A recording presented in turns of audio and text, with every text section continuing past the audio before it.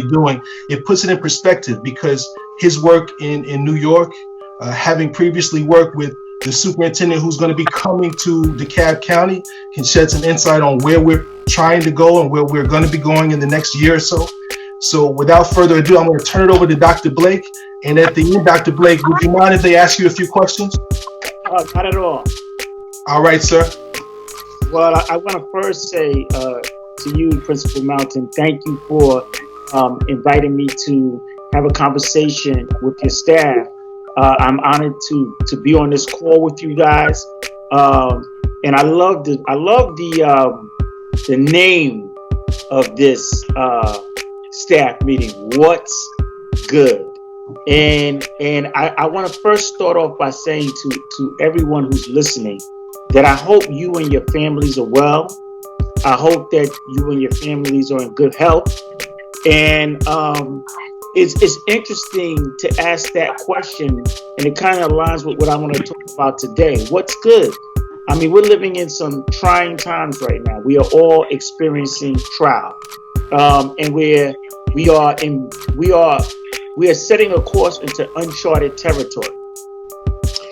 There's a lot going on, and I'm sure many of us are struggling for balance, juggling between being both parent to your child and teacher to other people's children. Some of us might be dealing with loss. I know that up here in New York City, we've lost over 62 teachers, and I'm sure the numbers are still climbing. And in my own experience, I've experienced loss. I had a former teacher of mine, who passed away from the coronavirus, and she was a phenomenal teacher. I just lift her name up, Tammy Hendricks.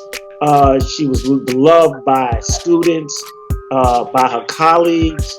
She was just the type of teacher that, when you walk into a school as a principal, you just love that type of teacher who goes the extra mile because they have love in their heart for children. And so she will be forever missed.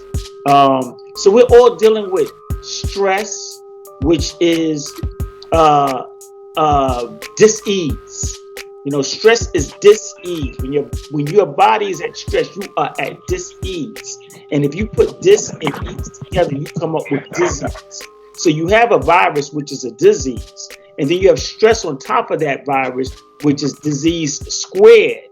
So we have to be intentional in this time about managing our stress, about dealing with our own mental health, because as many of the teachers who are on this call know, we are in the human service field. We're in the field where we deal and we interact with the public. And as you said, Principal Mountain, that a lot of times you don't get what's good.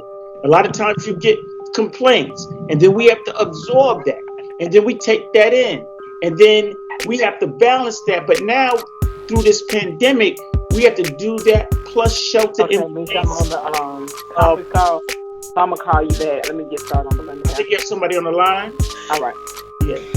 So you have all of this things that you're dealing with in terms of stress, now shelter in place, plus managing your family, plus dealing with any personal loss that you might have dealt with, plus figuring out a way how to educate your own child and create office space. So there's a lot to deal with. I just want to say that we still have to find joy in this moment. PM TRU-SK-consultant.com. I'll put in the description. Tune in with us at 3 p.m. Hello, Andre. Hello, Marie. How y'all doing? Thank you so much for tuning in. I'm seeing some other people. I'm not seeing everybody, but if I didn't say hi to you, I'm so sorry.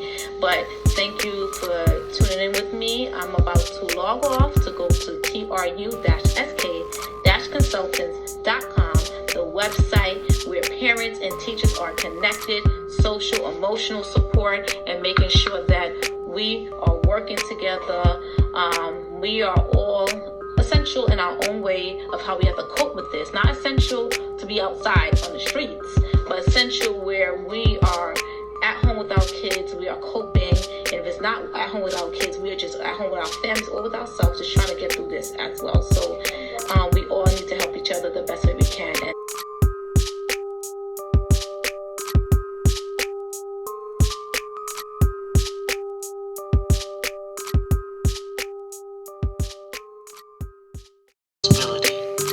it's our responsibility to teach our children. No matter what they learn in the schools, you will make sure that they learn what they need to sustain them. And while we're talking about teaching our children, let us learn new skills during this time of the pandemic. It's time that we save ourselves.